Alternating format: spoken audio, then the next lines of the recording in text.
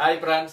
இன்னைக்கு ஒரு சேஃப்டி தகவலோட சேர்ந்து ஒரு சுச்சுவேஷன் தகவலை நான் சொல்றேன் பாருங்க. அதாவது ஒரு மேல இருக்க வீடியோவை பார்த்தா உங்களுக்கே தெரியும். ஒரு அருவி வாட்டர் ஃபால், அதுல ஒரு சின்ன பையன் எப்படியோ ஒரு சூழல்ல மாட்டிக்கிட்டான்.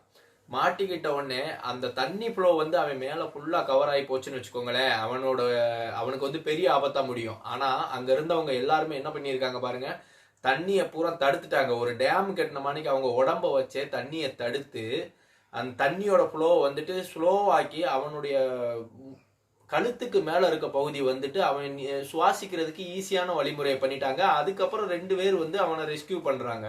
இது உண்மையிலே சூப்பரா பண்ணியிருக்காங்க. இந்த மெத்தட் சூப்பர் மெத்தட்.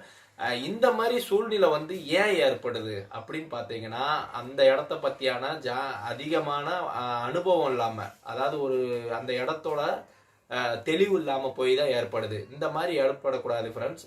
அதுக்கு முன்னாடியே நம்ம அன்னோன் வாட்டரா அங்க இருக்கிறவங்ககிட்ட அந்த வாட்டரை பத்தியான தகவல், தண்ணியை பத்தியான தகவல் எடுத்துக்கிட்டு நம்ம அப்ரோச் பண்ணோம்னா நம்மளுக்கு பாதுகாப்பா இருப்போம்.